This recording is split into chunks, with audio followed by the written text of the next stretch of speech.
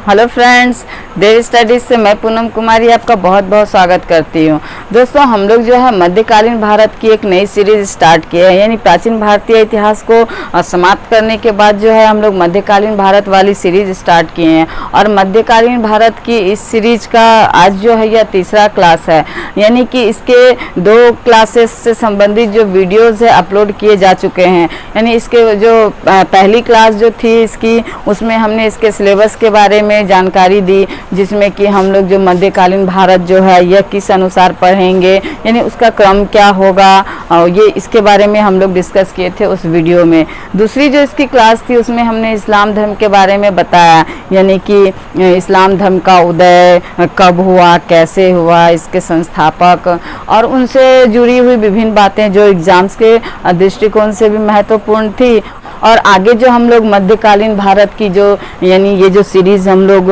पढ़ेंगे, इसमें इस्लाम धर्म और मुस्लिम लोगों के यानी मुस्लिम शासकों के बारे में बार बार ये शब्द सुनेंगे, तो उसके बारे में यानी जानना आगे की पढ़ाई के लिए, आगे के क्लासेस के लिए भी इस्लाम धर्म को जानना बहुत ज़रूरी था। तो हम लोग दूसरी क्लास में जो है इस्लाम धर्म के बारे में जाने। आज जो तीसरी क्लास है इसमें जो है हम लोग अरबों के आक्रमण के बारे में जानेंगे, यानी अरबों के द्वारा जो भारत पर या सिंध पर जो सर्वप्रथम आक्रमण किया गया वह कब किया गया, किसके नेतृत्व में किया गया और उसके रीजन क्या थे, इन सब के बारे में हम लोग आज इस वीडियो में जानने का प्रयास करेंगे। तो आइए हम लोग जो है अरबों का भारत पर जो आक्रमण है या भारत पर प्रथम अरबों का आक्रमण, जिसे इस्लामिक आक्रमण भी कह सकते हैं, तो उसके बारे में जो हम लोग जानने का प्रयास करते हैं। तो दोस्तों, ये जो भारत पर अरबों का आक्रमण है उसके बारे में विस्तृत जानकारी से पहले जो हम लोग इसकी भौगोलिक जो स्थिति है, यानी कि जो भारत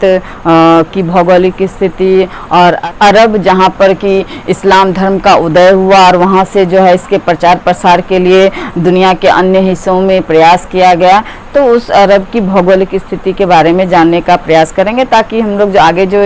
पढ़ेंगे, आगे के चैप्टर्स भी जो आएंगे वो इससे संबंधित ही रहेंगे। यानी भौगोलिक स्थिति को समझना जो है बहुत ज़रूरी है आगे की पढ़ाई के लिए। तो हम लोग जो ये जो मैप देख रहे हैं ये भारत का जो है वर्तमान स्थिति है, यानी अभी जो भारत की स्थिति है वह इस प्रकार की है।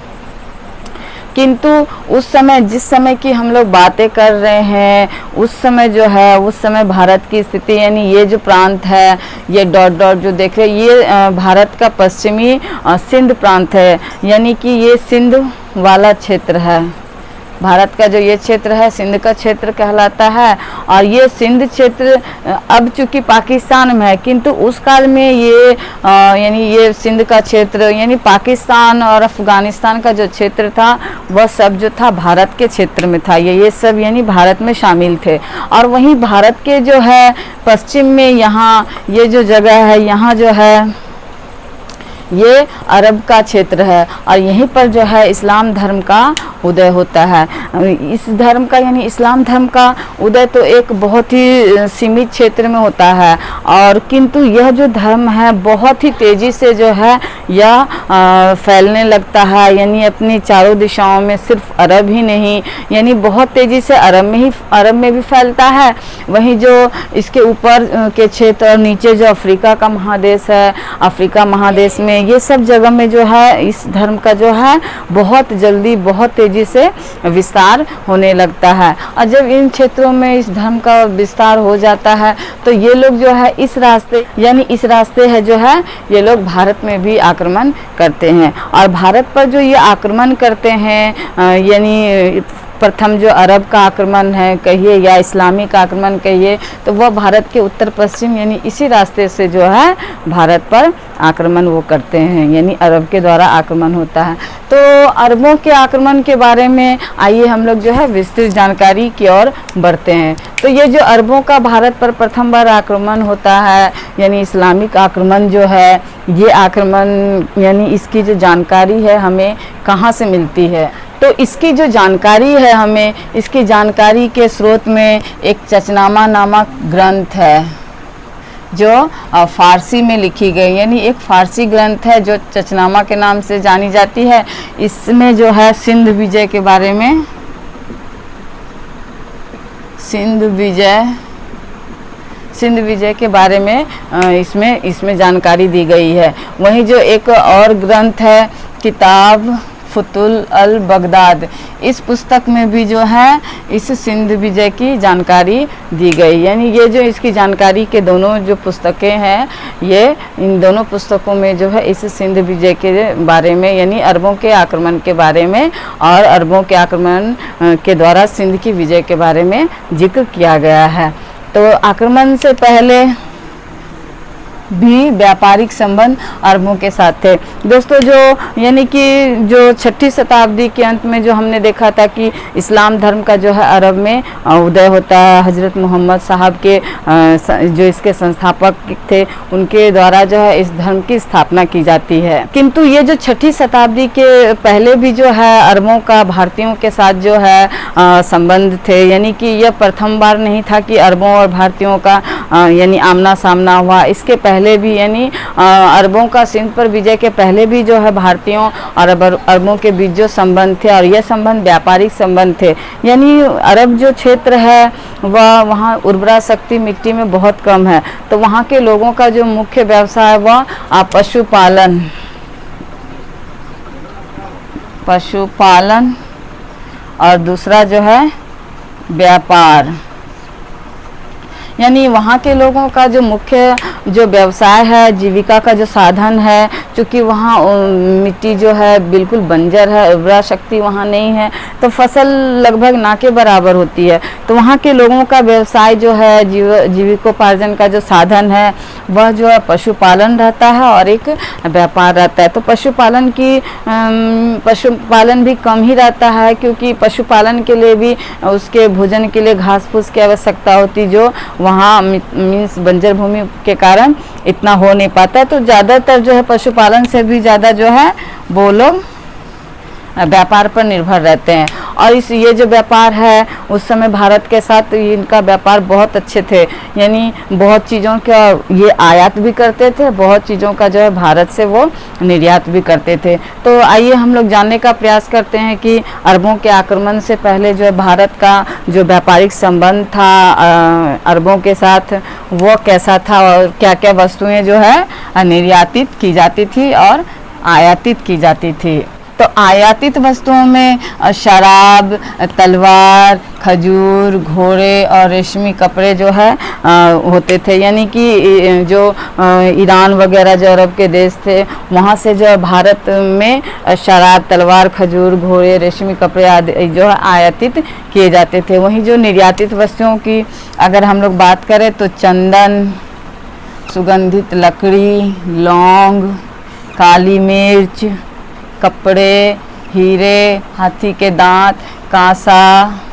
और शीशा, ये सब जो चीज़ें हैं यह भारत से वो लोग अपने देश यानी नाव पर व्यापार होता था, समुद्री मार्ग से वो लोग जो है ये जो समुद्री मार्ग है इससे जो है व्यापार करते थे और इस नाव के द्वारा जो है भारी मात्रा में सामान लेकर के आते थे, भारतीय क्षेत्रों में प्रवेश करते थे और यहाँ से जो है नाव पर भारी मात्रा में जो है ये सारी वस्तुएं लेकर के वो अपने अरब चले जाते थे। वहाँ पर जो अपनी ज़रूरत के हिसाब से जो सामान रखना होता था उसके अलावा भी जो है वो बाकी सामान जो है आस पड़ोस के देशों में बेच करके जो है पैसे कमाते थे और अपने जीविका का एक साधन कह सकते हैं। ये व्यापार उस काल में अरब लोगों के लिए, इस व्यापार के माध्यम से वो अपना जीवन यापन जो है करते थे, यानी आयात और निर्यात के द्वारा। किंतु जब इस्लाम धर्म का उदय होता है तो हजरत मोहम्मद साहब की मृत्यु के पश्चात क्या होता है कि उनके मृत्यु के पश्चात एक खलीफा का पद का सृजन होता है। और ये जो खलीफा का पद का जो सृजन होता है तो आरंभ में ये खलीफा का पद जो है यह धार्मिक पद रहता है, किंतु धीरे धीरे जो है यह धार्मिक पद जो है राजनीतिक रूप धारण कर लेता है, यानी कि धार्मिक प्रमुख जो है राजनीतिक प्रमुख बन जाता है। और जब धार्मिक प्रमुख राजनीतिक प्रमुख बन जाता है मीन्स जो इस्लामिक कंट्रीज जितने भी थे वो सारे उस खलीफा की बात मानते हैं, उस खलीफा के आदेश और निर्देश के अनुसार जो है वो यानी बाकी सारे राजा जो है शासक शक जो है उस खलीफा के आदेश और निर्देश पर संचालित किए जाते हैं। तो ये खलीफा का जब पद राजनीतिक हो जाता है तो वहाँ वो क्या करते हैं, धर्म प्रचार के साथ साथ जो है साम्राज्य विस्तार का भी प्रयास आरंभ करते हैं, क्योंकि वो जब राजनीतिक पद बनता है खलीफा का पद, तो उससे बड़े पैमाने पर जो धन संपत्ति की आवश्यकता होती है, यानी शासन प्रशासन के लिए, और ये धन की आवश्यकताओं की जो पूर्ति के लिए जो है वह अन्य देशों पर आक्रमण करने का जो निर्णय लेता है। इसी अनुसार क्या होता है कि भारत पर जो है आक्रमण आरंभ होता है, यानी सिंध पर जो है आक्रमण का आरंभ हो जाता है। तो इस आक्रमण का उद्देश्य रहता है यानी साम्राज्य विस्तार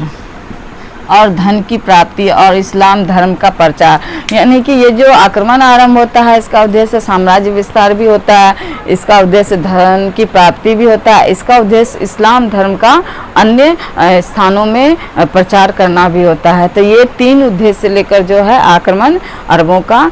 भारत पर आरंभ होता है। तो इस आक्रमण के उद्देश्य को ध्यान में रखना है। तो ये जो आक्रमण है 711 में प्रथम बार अब्दुल्ला के नेतृत्व में होता है, दूसरी बार जो है 711 में फिर से बुदेल के नेतृत्व में यह आक्रमण किया जाता है, और यह दोनों जो आक्रमण है असफल रहता है। यानी कि आक्रमण तो होता है किंतु यह जो है सिंध के इस क्षेत्र को जो है यह क्रॉस करके भारत में प्रवेश नहीं कर पाते हैं, किंतु 712 में जो है तीसरी बार आक्रमण होता है। यह जो आक्रमण है मोहम्मद बिन कासिम के द्वारा होता है, यह जो आक्रमण है सफल आक्रमण माना जाता है। यानी मोहम्मद बिन कासिम के पहले भी 2 बार आक्रमण किए जाते हैं, किंतु यह जो है भारत पर सफल आक्रमण नहीं माना जाता, यानी कि इस क्षेत्र को ये क्रॉस नहीं कर पाते। लेकिन जो 712 में जो मोहम्मद बिन कासिम के द्वारा जो आक्रमण होता है तो वह आक्रमण जो है वह सफल आक्रमण माना जाता है। कई बार एग्जाम्स में पूछा गया है कि जो यानी मोहम्मद बिन कासिम के द्वारा जो आक्रमण है यानी भारत पर जो सबसे पहला सफल आक्रमण है वह कब हुआ था। अगर सफल आक्रमण की बात की जाए तो वह उसका उत्तर 712 होगा, किंतु अगर प्रथम आक्रमण की बात की जाए तो उसका उत्तर 711 होगा, क्योंकि 711 में ही प्रथम बार आक्रमण हुआ था, किंतु सफल आक्रमण वह नहीं था। सफल आक्रमण जो है मोहम्मद बिन कासिम के नेतृत्व में हुआ था। और ये मोहम्मद बिन कासिम जो ये अल हजाज है, ये अल हजाज जो है ईरान का हाकिम रहता है, यानी हाकिम या गवर्नर कह लीजिए। ये अल हजाज ईरान का गवर्नर रहता है, और ये जो मोहम्मद बिन कासिम जो रहता है यह इसका सेनापति रहता है। इसके यानी कि ये जो अल हजाज है इसके आज्ञा पाकर जो है ये यहाँ पर यानी सिंध पर जो है आक्रमण के लिए निकल जाता है। दोस्तों इसके पीछे भी जो ये जो पुस्तक है चचनामा, इस चचनामा में इस आक्रमण के पीछे भी एक कहानी दी गई है कि एक बार जो यहाँ श्रीलंका का जो ये क्षेत्र रहता है जिसे सिंघल के नाम से भी, यानी पुराने समय में श्रीलंका को जो सिंघल के नाम से जाना जाता था, तो ये श्रीलंका का शासक जो है यहाँ जो अरब का जो खलीफा होता है उसे भेंट स्वरूप जो है वह बड़े पैमाने पर जो है बहुत सारी धन संपत्ति, गहने, जेवर, रत्न, मनिया वगैरह जो है वह नाव में जो है लाद करके उसे भेंट स्वरूप भेजता है। और इस रास्ते से यानी कि ये जो समुद्री रास्ते से यह जो नाव ये अपने गंतव्य की ओर जा रहा होता है। और यहाँ जो है ये जो सिंध का क्षेत्र है यहाँ पर क्या करता है, इस नाव को जो है समुद्री जो लुटेरे रहते हैं वो लूट लेते हैं। यानी ये जो श्रीलंका का शासक जो भेंट स्वरूप जो भारी मात्रा में जो धन संपदा भेंट स्वरूप भेजता है उस नाव को जो है इस सिंध के क्षेत्र में जो समुद्री लुटेरे होते हैं वो लूट लेता है। तो ये जो खलीफा है यह सिंध के जो राजा उस समय राजा दाहिर रहते हैं, और यह जो है राजा दाहिर जो है बहुत ही कट्टरवादी हिंदू ब्राह्मण शासक रहता है। तो ये जो राजा दाहिर शासक रहता है इससे जो खलीफा है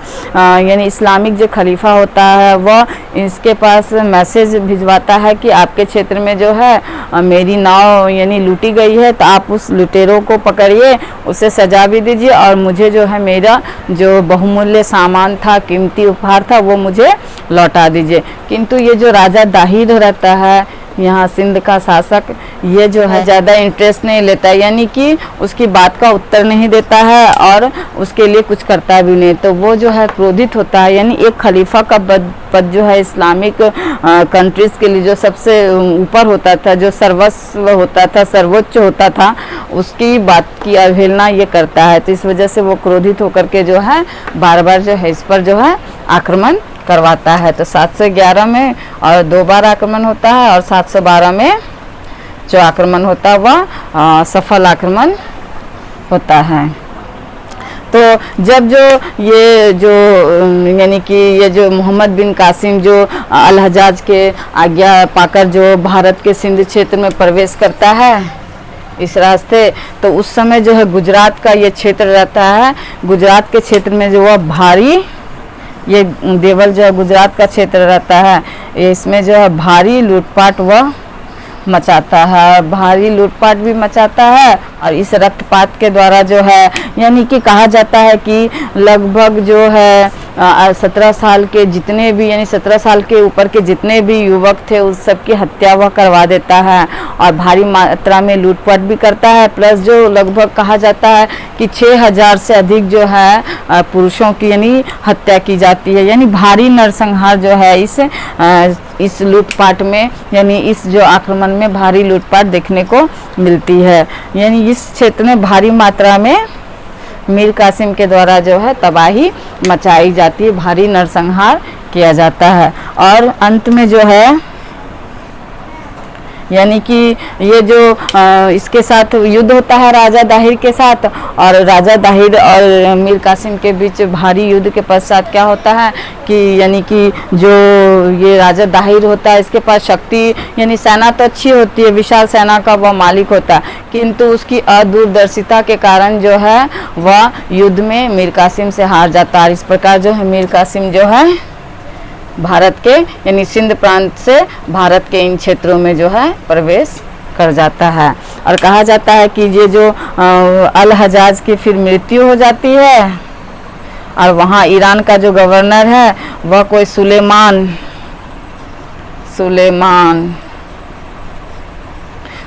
नामक व्यक्ति जो है अगला गवर्नर नियुक्त होता है, यानी हाकिम नियुक्त होता है। वह क्या करता है कि यह जो पहला जो अल हज्जाज था उसका वह प्रतिद्वंदी रहता है, तो उसके द्वारा जो सभी कार्यों को जो है वह रोक देता है। यानी अल हज्जाज के द्वारा जितने भी कार्य निर्धारित किए गए थे या आरंभ किए गए थे उन सबको जो है वह सुलेमान जो है यह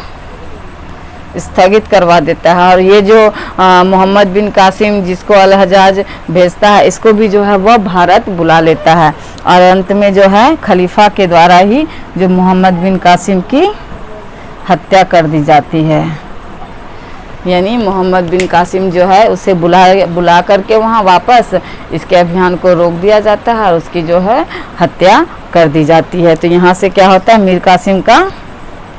अंत हो जाता है, वह फिर वापस लौट करके भारत नहीं आ पाता। तो ये थी दोस्तों यानी मीर कासिम और भारत पर अरबों के आक्रमण से संबंधित कुछ महत्वपूर्ण जानकारियाँ। आगे हम लोग देखते हैं इसके आक्रमण के प्रभाव,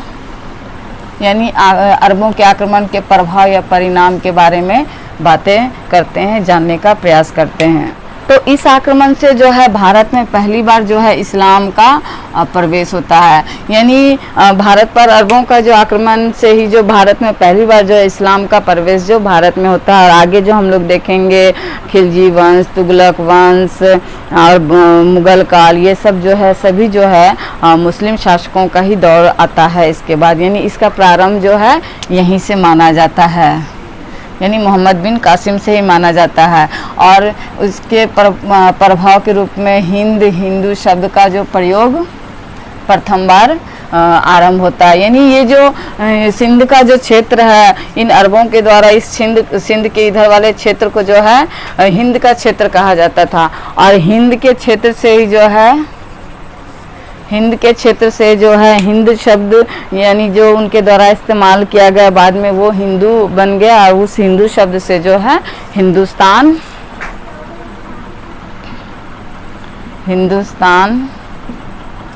शब्द की उत्पत्ति हुई। यानी हिंदुस्तान जो नाम पड़ा है इस देश का, वह जो है इस हिंद या हिंदू शब्द के प्रयोग से ही इसका आरंभ माना जाता है। वहीं जो खजूर की खेती और ऊंट का पालन भी प्रारंभ हुआ। यानी राजस्थान और गुजरात के क्षेत्रों में जो है ऊंट और खजूर का जो यानी खेती जो है, फल के रूप में खजूर का इस्तेमाल, और ऊंट जो है उन लोगों के अरब वासियों का जो है पशुपालन का भी प्रमुख जरिया था और यात्रा का भी प्रमुख साधन था। तो ये ऊंट पालन और खजूर की खेती जो है वहीं अरबों से ही भारतीयों को मिलती है, यानी आरंभ होता है। वहीं जजिया कर का आरंभ भी पहली बार जो है भारत में ही किया गया, यानी जजिया कर का आरंभ पहली बार भारत में इन अरबों के द्वारा ही किया गया। इस्लाम धर्म में एक कर है जजिया कर, जिसमें जो है ऐसे लोग जो गैर मुस्लिम होते हैं, यानी जो मुस्लिम धर्म को नहीं अपनाते हैं, उनके ऊपर ये कर लगाया जाता है। और किंतु इस कर में जो ब्राह्मणों, स्त्रियों, विकलांग इन और बच्चों, इन सब लोगों को जो है इस कर से मुक्त रखा गया है। कई बार आगे हम लोग पढ़ेंगे, कई बार ये कर लगा दिया जाता है और शासकों के द्वारा, और कई बार जो है यह हटा दिया जाता है। तो इस जजिया कर का जो आरंभ है यह अरबों के आक्रमण से ही आरंभ होता है। तो ये तो थे यानी अरबों का भारत पर यह प्रभाव था। अब भारत का अरबों पर क्या प्रभाव पड़ा ये हम लोग देखते हैं। ये पंचतंत्र और ब्रह्म सिद्धांत जो ब्रह्मगुप्त की रचना है, इसका अरबी में जो अनुवाद वो लोग करवाते हैं, और इस पुस्तक जो उस समय भारत की एक महत्वपूर्ण पुस्तक मानी जाती है, जो भारतीय खगोल विज्ञान पर आधारित पुस्तक थी, ये सब जो है पुस्तक का वो लोग अरबी में अनुवाद करवाते हैं और वह अपने साथ अरब देश ले जाते हैं। तो ये भारतीयों का उन पर प्रभाव कह सकते हैं। और ये जो पुस्तक वहाँ लेकर के जाते हैं, तो ये जो है वहाँ ले जा कर के जो है इस यानी कि ये जो खगोलीय ज्ञान थे भारतीयों के, जो ब्रह्मगुप्त के द्वारा इस पुस्तक में दिए गए थे, इसका प्रचार प्रसार जो है वो लोग अरब में करवाते हैं। वहीं दिरहम सिक्के के प्रयोग प्रथम बार इनके द्वारा ही करवाए गए, यानी दिरहम नामक सिक्का जो है उसका भी जो आरंभ है इनके द्वारा ही करवाया गया था। ये तो इसके प्रत्यक्ष प्रभाव थे। अब इसके अप्रत्यक्ष प्रभाव के बारे में हम लोग जानने का प्रयास करते हैं। तो अरबों से प्रेरित होकर जो है गजनवी और गौरी यानी मोहम्मद गौरी जैसे लोगों के लिए दरवाजे खुल गए। यानी कि जब ये अरबों का आक्रमण होता है भारत पर इस रास्ते से, तो क्या होता है कि बहुत से जो यानी मोहम्मद गौरी और गजनवी जैसे जो तुर्की लोग थे, वो लोग के लिए ये रास्ता खुल जाता है। क्योंकि ये जो रास्ता है ये भारत का जो है हिमालय का क्षेत्र है, तो यहाँ से प्रवेश करना मुश्किल है। वहीं ये सब क्षेत्र जो है समुद्री क्षेत्र है, तो यहाँ से भी जो है प्रवेश मुश्किल था। तो ये भारत का जो पश्चिमी क्षेत्र है यही एक ऐसा क्षेत्र है जहाँ से प्रवेश किया जाता है। तो ये बाकी दुनिया के लिए भी जो है ये रास्ता खुल जाता है। यानी कि हमने देखा था कि जो मौर्य काल, गुप्त काल से पहले भी जो है कई आक्रमणकारी भारत इसी रास्ते से आए थे, जिसमें हून, शक, यूनान, कुषाण, पहलव आदि जो शासक थे वो सब भी आए। और इसके बाद अरबों के बाद जो है बाकी तुर्की आक्रमणकारी जो मोहम्मद गजनवी और गौरी जैसे लोग भी जो है उनके लिए भी जो है ये रास्ता खुल जाता है। वहीं अरबों के माध्यम से जो है दुनिया को भारतीय खगोलीय ज्ञान का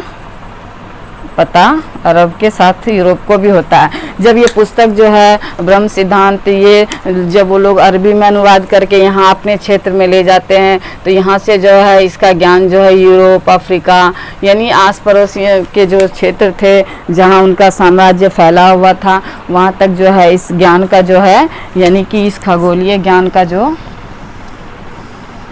प्रभाव है पूरी दुनिया पर, भारत का ये खगोलीय ज्ञान का प्रभाव पूरी दुनिया पर देखा जाता है इस आक्रमण के पश्चात। तो ये इसके अप्रत्यक्ष प्रभाव थे और ये इसके अप्रत्यक्ष प्रभाव थे। तो ये थे दोस्तों